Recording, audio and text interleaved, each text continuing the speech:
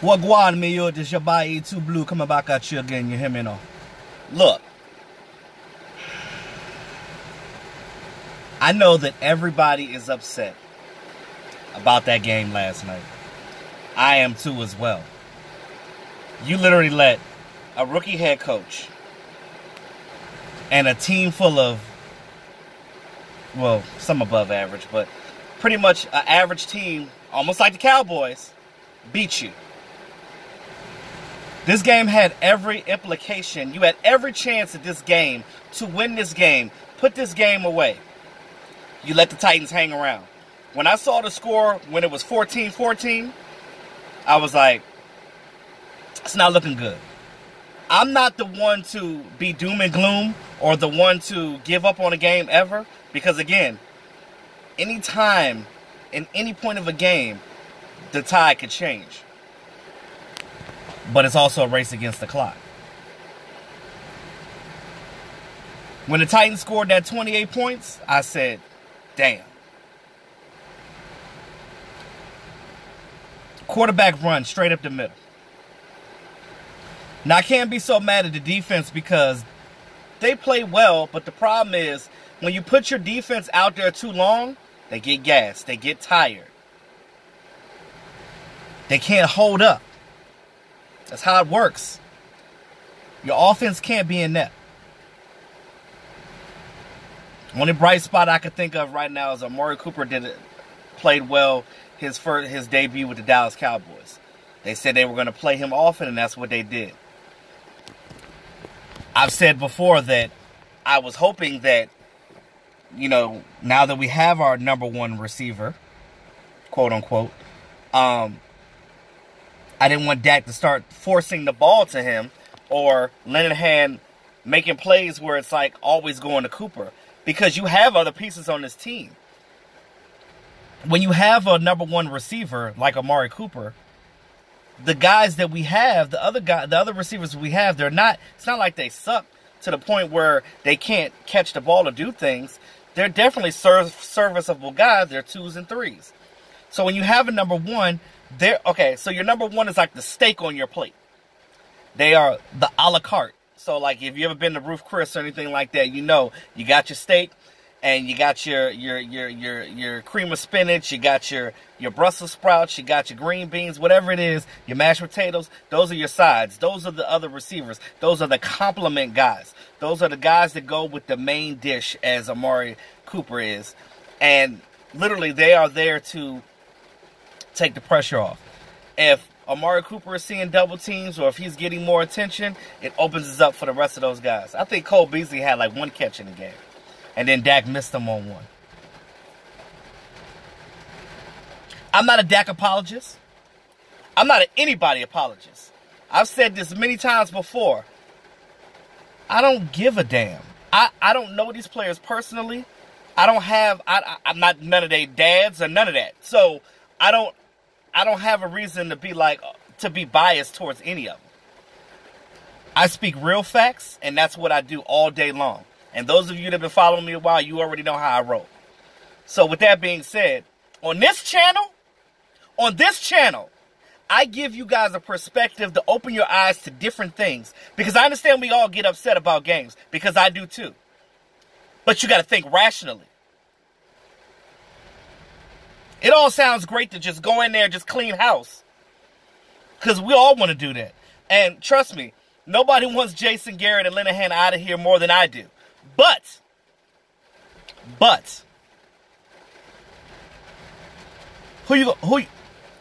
mid-season, who's out there that you're going to get to take that spot? What, you going to bring Bruce Arians in? Maybe. The Browns are trying to get Bruce Arians. I don't know. What, you going to move Chris Richard up mid-season? I don't know. What moves are you going to make to complement the losses that we're going to entail if those coaches get cut? Some of you are off of the Dak train. It's like, forget Dak. Dak sucks. I done seen so many narratives on y'all switching his name. Y'all creative with the names, I tell y'all.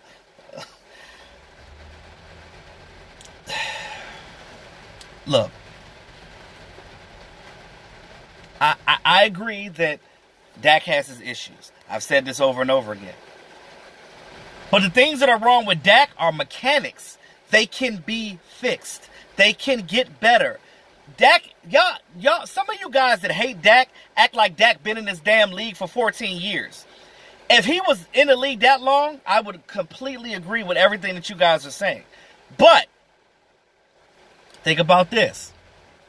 And I've said it before too. He wasn't a first round pick for a reason. He was a fourth round pick. Could have been a fifth.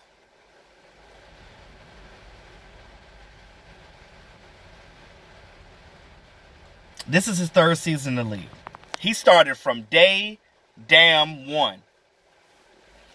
Most of these guys in the league at least sit for 1 year. Hell, Tony Romo sat till his fourth season before he became the starter. He had time to sit on the bench. He had to watch. He was able to watch Drew Bledsoe, Quincy Carter, and all of them to learn the offense from the sideline, to hone his skills on the side before he was able to take the helm. Don't act like these offensive schemes wasn't trash when Tony Romo was here, because they was. But Tony Romo would get the play and be like, nah, I'm going to do me. Because Tony Romo has been in the league long enough and he's been in that offense long enough to know it inside and out, to the point that he can skew it the way he wants to. A lot of those 8-8 seasons that we had could have clearly been 2-14 or 4-12 seasons if it wasn't for Romo.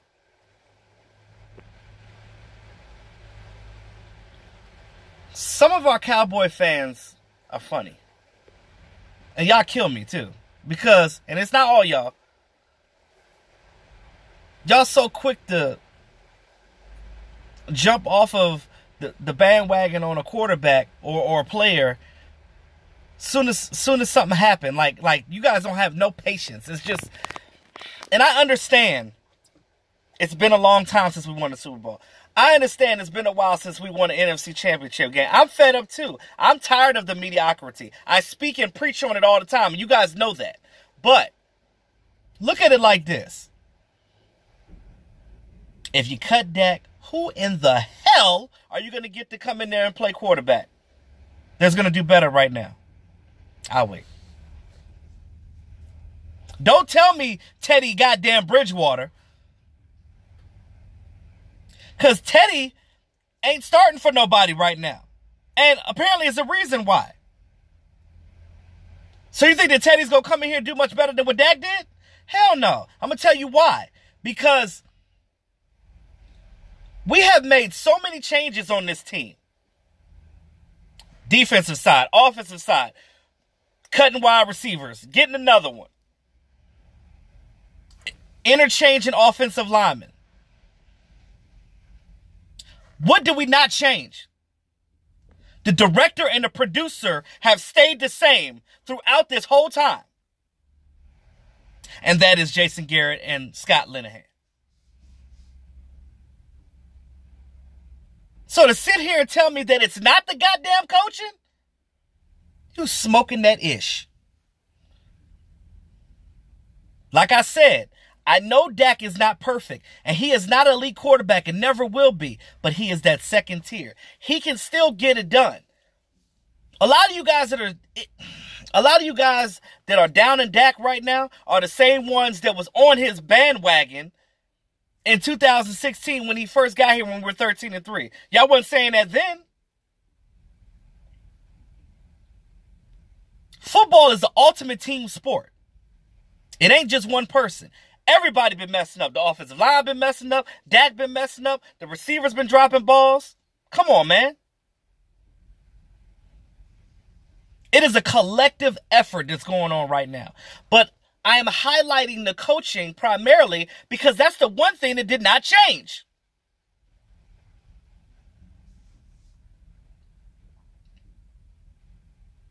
After Romo got injured, you had different guys in here. You had Matt Castle in here. You had Brandon Whedon in here. Kyle Orton was on this team. He did a little something, but for whatever reason, he didn't get along with Romo, and then that was weird. I never understood that situation. Never figured that out. But none of these other wide receivers did a damn thing either.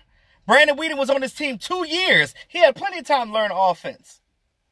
But couldn't win the game. Goes to the Texans 2 weeks. Goes to the playoffs. What? And I think he's still with the Texans. He's their backup right now. So, miss me with that bullshit. Tell me, what are you going to do? What are you going to do? If you say you want Teddy Bridgewater on this team, if we cut Dak, it's going to be the same damn narrative. Why? Because Linehan is still calling the goddamn plays. And I'm telling you this because it only makes sense. I had somebody come in my comments, and I'm pretty sure that it wasn't a Cowboy fan. And I don't even know why I responded to the bullshit. But I'm still upset from everything that's going on anyway. But again, I look at it like this. Yes, Dak threw an interception. Yes, Dak has fumbled the ball.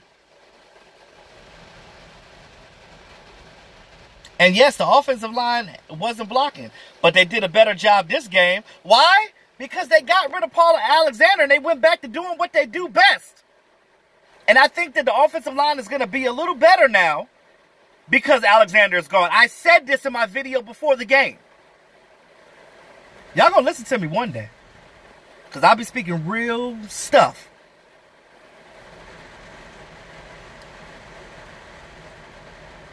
Everybody got their opinions. I'm not issuing on anybody's opinions at all. None. But on this channel, I preach factual things. And I know the homie Foots don't like Dak, and I know he want Dak out of here. I respect his opinion as well. But before I kick Dak to the curb, I want to see the coaching staff change first. I want to see at least Linehan gone and a new coordinator come in here. Because, this is the reason why I'm not fully, on the boat to get rid of Dak. This is why I'm not on that right now. I'm going to tell you why. And hear me out. We have seen Dak do better. We've seen him do better his rookie year. He started regressing a little bit last year because they were still kind of on that BS. But it's been the same plays. What was the difference between 16 and now? Well, Romo and Sanchez were on the team then. And I know for a fact that Sanchez was in that boy's ear a lot because I seen it. I went back and watched the tape and I seen it. When they did those cut scenes, I seen him talking to him. You got Kellen Moore as a quarterback coach. He don't know what the hell he's doing. As a quarterback, you beat out Kellen, and now Kellen is your coach? What in the hell? And I understand that Kellen might be a better coach later, but he's still young and he's still learning himself. He can still play in this league if he wanted to as a backup, or whatever. But my whole thing is, the stuff that's wrong with Dak can be fixed. A lot of it is mechanics, man. And those of you said that he got a weak arm and can't throw, have you not seen him throw the ball? He threw the ball yesterday. He's thrown it before. Have you not watched any tape of him at Mississippi State? Because I know what Dak can do. But for whatever reason, it's not being shown right now. See, they got Dak out there thinking too much. He's trying to be like how Romo was, but he can't do that yet. He's not capable of that yet because he's still young in this league and he's still learning how to read defenses. Let me see some of you go out there and play quarterback and just get thrown out there in the fire. And you got 300-pound linemen bearing down on you. You're seeing ghosts because you're trying to make sure that your offensive line is going to protect you. And then you're busy running around trying to make a play. He's out there trying to make a play. It's not like he's Eli Manning just like, I'm going to throw it over here. I'm going to throw it out there. No, he's not doing that. He's trying to make a goddamn play. I'll be honest with you. I feel sorry for Dak because I feel like the talent that he does have is being wasted because this coaching staff does not know how to develop a quarterback. Jason Garrett is a great coach if he's coaching a grizzled veteran. If he's coaching Aaron Rodgers or Tom Brady, guys that are established that already knows the ins and out, he will probably be more successful. But he does not know how to develop young talent. I guarantee you Pat Mahomes would suck if he was on the Dallas Cowboys. You want to know why? Because of the scheme. And Patrick Mahomes sat a year behind Alex Smith. You can say what you want about Alex Smith, but that's a veteran that knows what he's doing. That's the reason why the Redskins picked him up, because they needed a bus driver. They needed somebody that knew how to throw the ball deep and have been in this league for some time and know how to read defenses.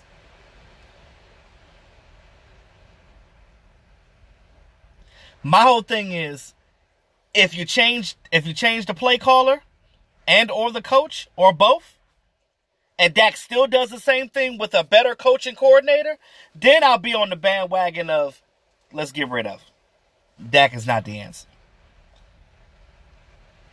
But I guarantee you if he had a better coach, he would win.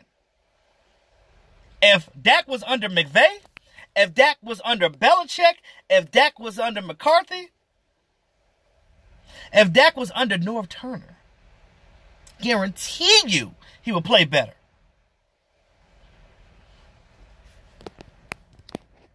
Cowboy fans, we are so goddamn entitled.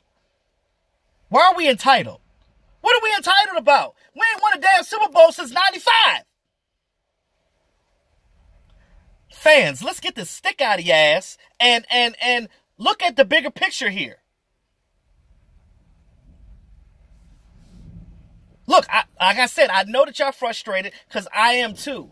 But you have to think rationally. It's common knowledge. And I got plenty of goddamn common sense. And I tell you straight up what it is.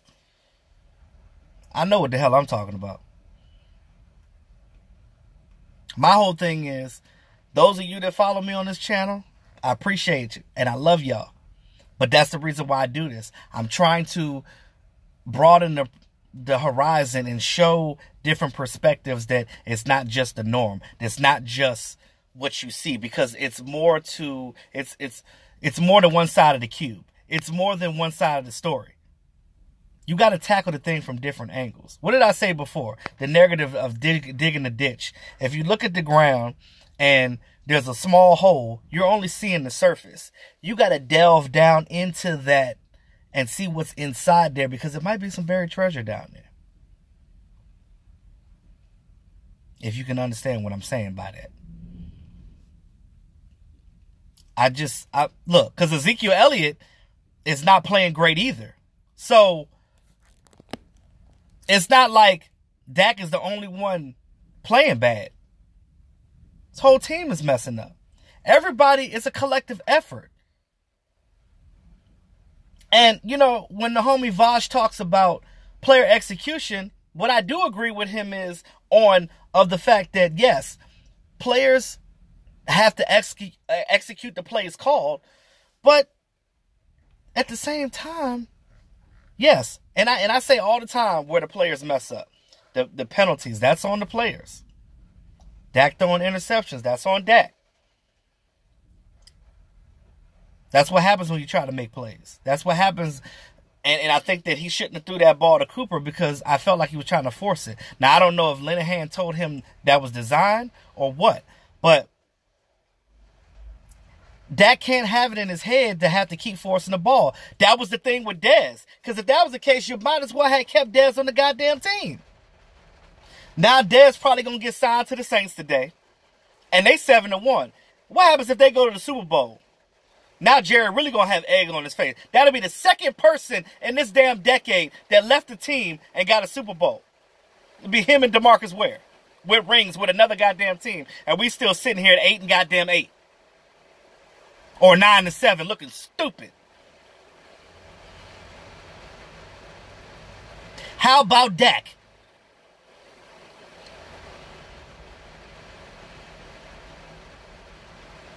I'm done with this rant. Look, I just want to bring it to y'all attention because I'm tired of the narrative of let's do this, let's do that, let's get rid of this, let's get rid of that.